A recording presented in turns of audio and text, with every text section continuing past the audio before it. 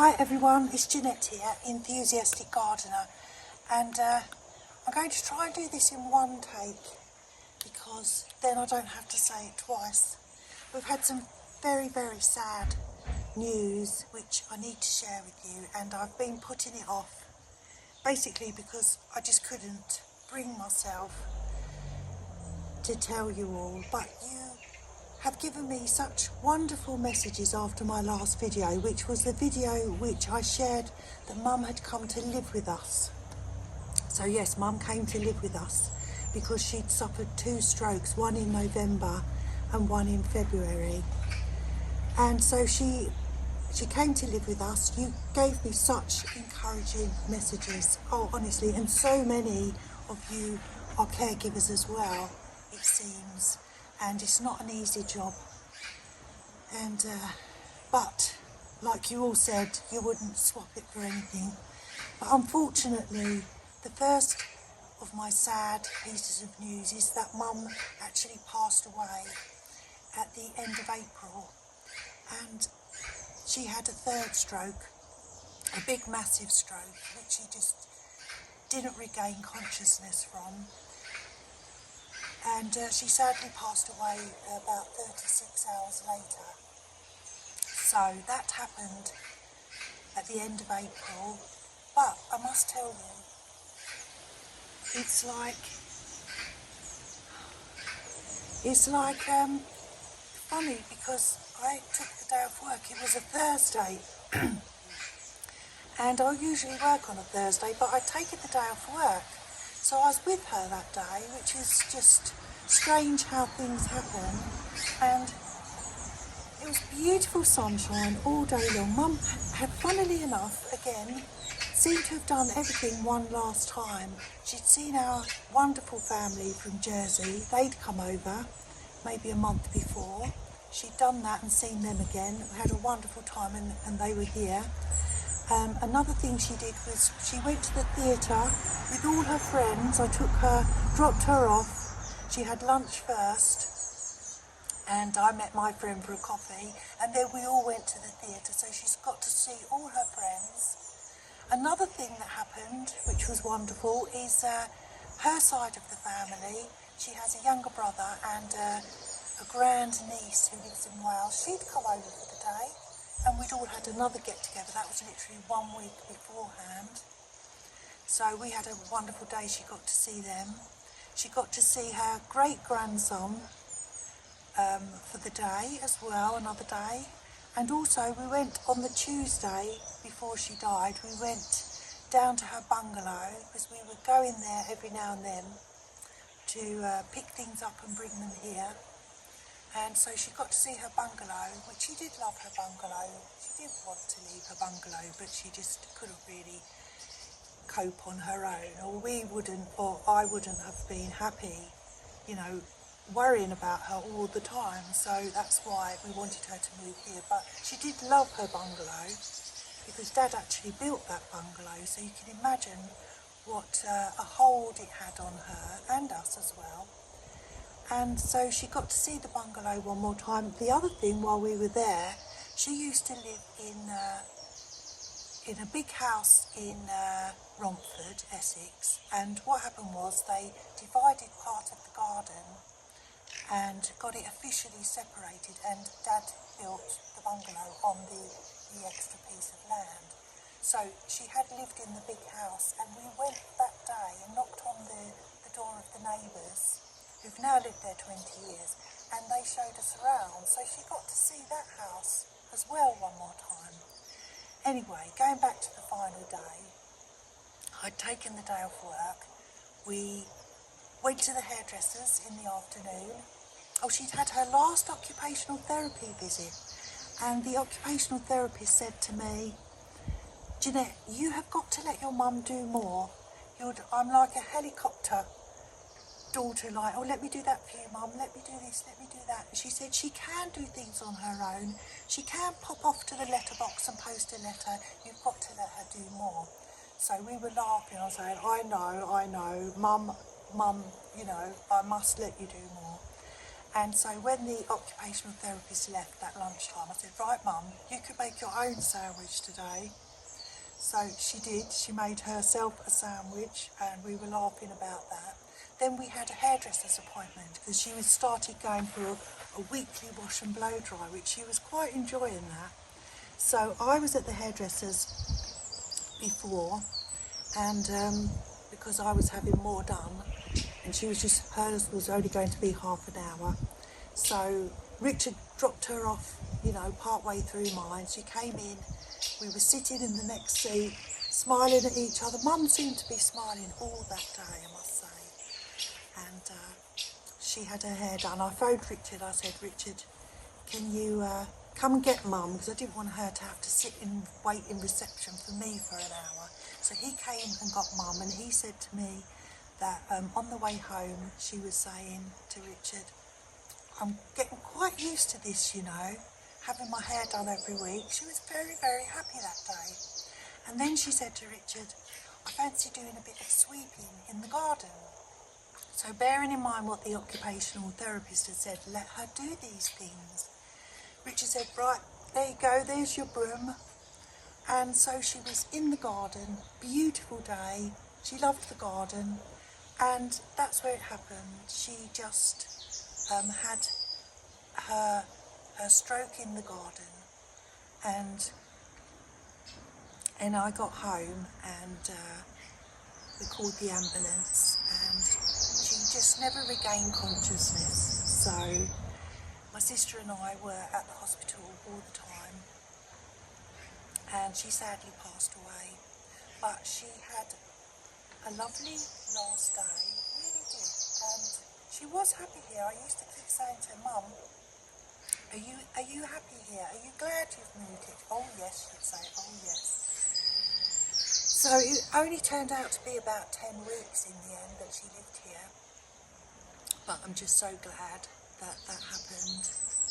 And we had the funeral about 10 days ago now, and it was beautiful. We had all the music that we loved. We had a lovely photo tribute on the screens to Somewhere by Matt Monro. Beautiful. And it went through from when she was born, all loads of pictures of her with Dad. Because Dad died in 21 and I never actually said anything at the time when Dad died. I did do YouTube then, but I never mentioned it. But I think when Dad died, I just threw myself into looking after Mum, because that's my way of coping. My way of coping is to be practical, but that sometimes means you don't deal with your feelings. That's the only trouble with that. But it's just me, it's just how I am. So I threw myself into looking after Mum, and that's what I did for the next 5 years. Did try and get her to move around here, but it all fell through. A bungalow right next door, she was going to move into it, but her buyer dropped out at the last minute. And to be honest, she wasn't ready to move around here then, because at that time she was still driving and popping into Romford, meeting friends for lunch. She used to be a yoga teacher, and for 40 years. So she had so many friends, honestly, so many really, really good friends, and so supportive. But anyway, she didn't move in then. And it's funny because, as I said, I don't think I properly grieved for Dad, and now I seem to be doing that as well. Well, I hope that it's true what they say. We will never know. I hope that they're together now, and if they are, they'll be so happy. I know it, because they've been together for 65 years, and they've known each other since they were, I don't know, 18 or something like that. Anyway, so Mum has passed away, and then 6 days later, the second thing is Lottie passed away within 6 days. And so Mum died on the Saturday morning, and then I went to work on Tuesday, which was too soon really, and I was literally there for an hour, and my boss said, go home, Jeanette. I was no use to anyone. My head my body was there, but my head was just elsewhere. Go home, Jeanette. So I came home, and Richard was at golf, I think, and Lottie just threw up as soon as I got home. Well, I didn't think much of it because dogs do that. Dogs do throw up, and they do have off days, and they do like not eat for a day or so. But I think because my mind was so into my goodness, my mum's just died. Lottie wasn't my top priority. And then she didn't eat anything that day. The next day, Wednesday, I took the day off work. She wasn't eating then, but she was going for walks and she was like interested in her surroundings and everything. So, I just thought, I should stop her food. By the Thursday, I thought, this isn't right. And I was opening tins of sardines, all the most exciting things to try and entice her. She didn't want that. And then I made her boiled eggs, mashed up boiled eggs. She didn't want to know. And I just thought to myself that Thursday night, she was sleeping so much. She was 13 and a half, by the way. So she was an old girl. Bless her. She was adorable. But, I thought to myself, I've got to take her to the vets tomorrow because I don't work on Fridays. I think I'd gone to work on the Thursday and I thought, I've got to take her to the vets tomorrow, which was Friday, because the following Monday, which was my next day off, is a bank holiday, and if I don't do it tomorrow, the Friday, it's going to be another whole week. So I took her emergency appointment. They left her there and they called me in the afternoon and they said, we've done blood tests and Lottie her levels for liver and things like that is just sky high. She's got liver disease, and they mentioned one level, ALT. It should be, I wrote this down, it should be between 10 and 125. Hers was 4,000. And then there was another one called ALP, and that should be between 23 and 200, and she was 1900. So I had the phone on speaker and Richard was sitting there, and she said, well, we can do more tests, we can keep her comfortable, we can monitor her more, there are things we can do.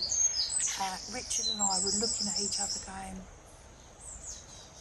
no, we've always said to ourselves, well, there's a vet here called the Super Vet, he's on television, and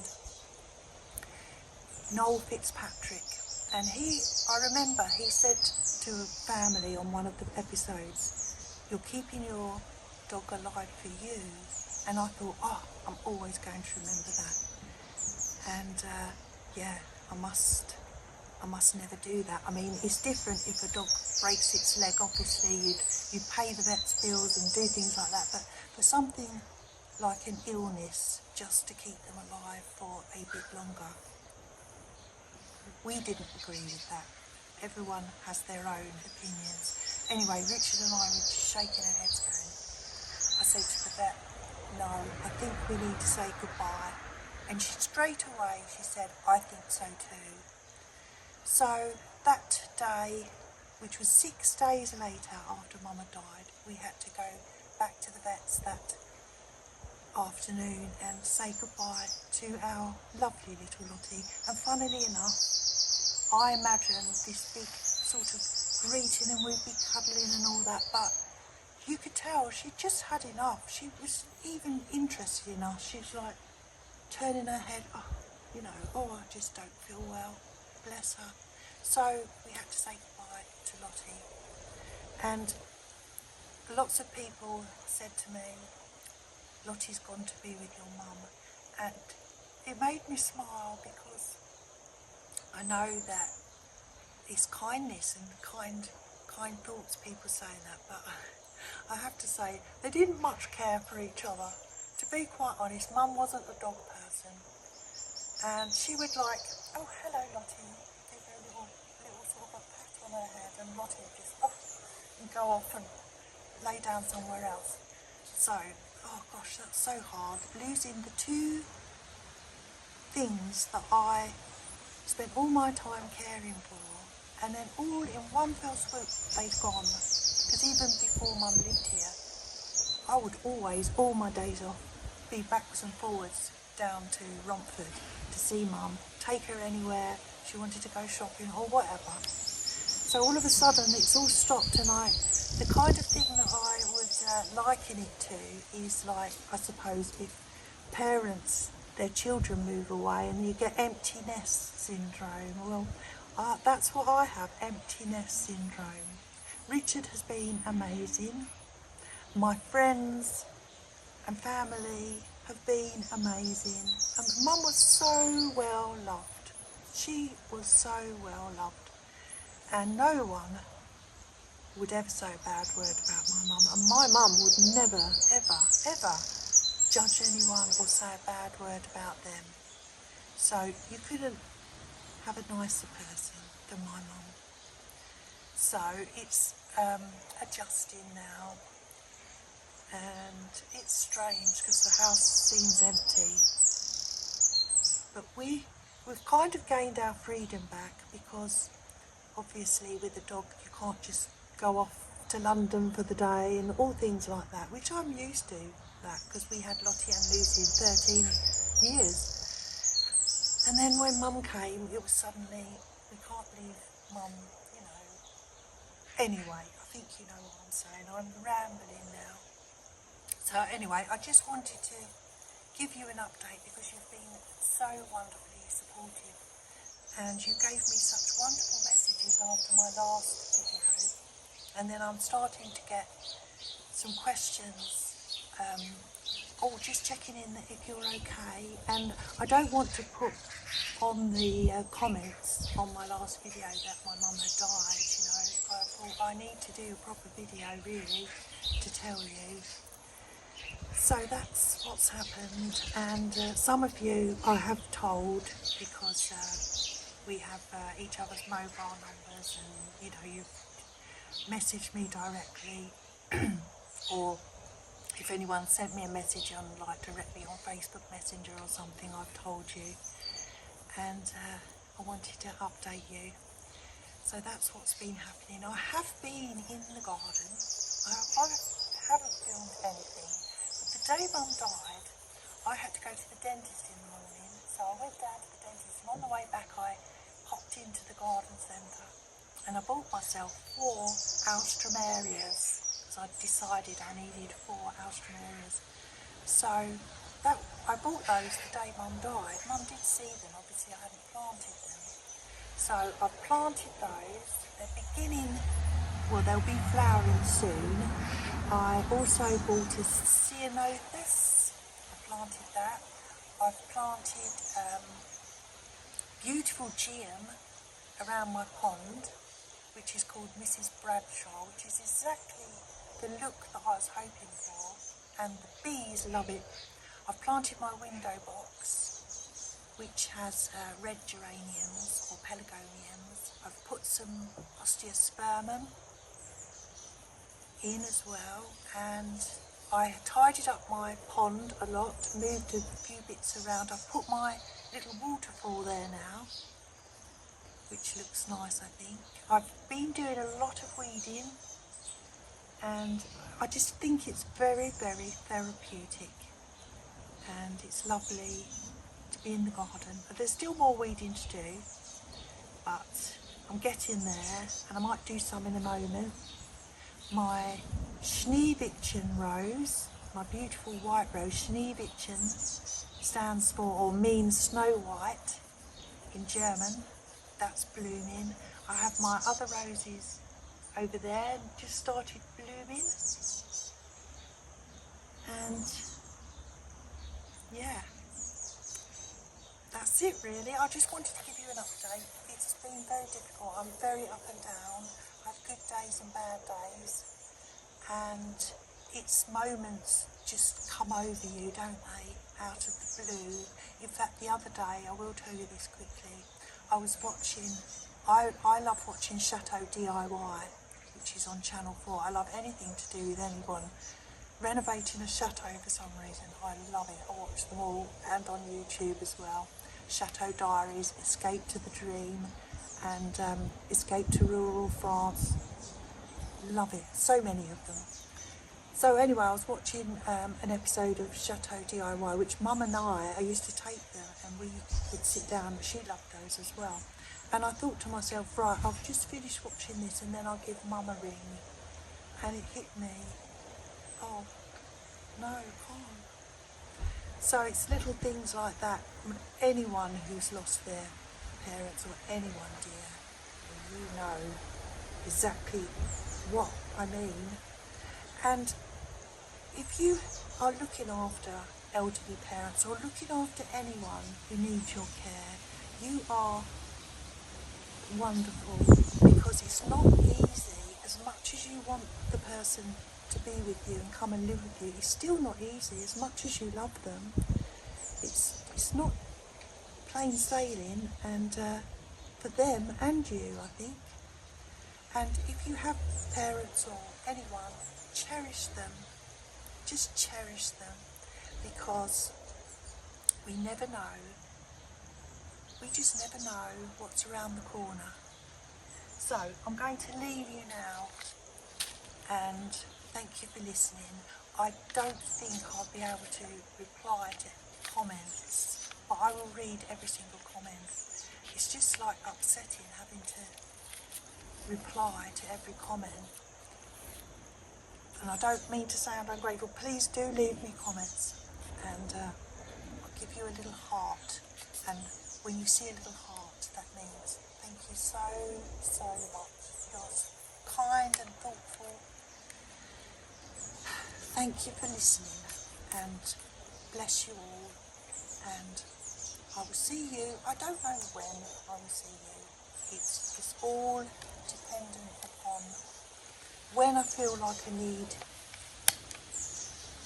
or want to do another project, or when I don't want to just do videos of me weeding, and it's got to be something exciting, which I'm sure there'll be something exciting. Oh, June tomorrow, isn't it? And we've got the, what's it called, the Sagittarius blue moon, which apparently is very rare. And I went outside last night, had to go out the front, walk all the way down to see what the moon looked like, and it actually was rather spectacular. But that's supposed to bring, if you believe in things like that, which I don't know that I do, but it's supposed to bring wonderful new things into your life. So let's hope we all get wonderful new things in our lives. Lots of love. I'm going. Take care. Bye.